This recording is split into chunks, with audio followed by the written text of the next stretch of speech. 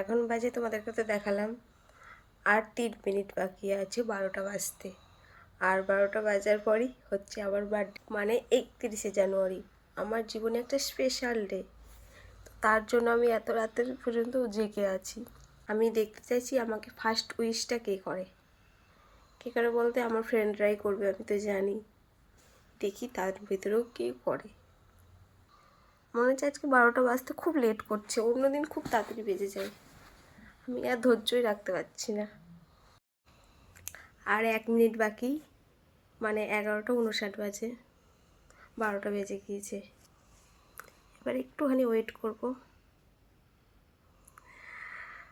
প্রথম birthday wished বাড়ির কাছ থেকে এসেছে।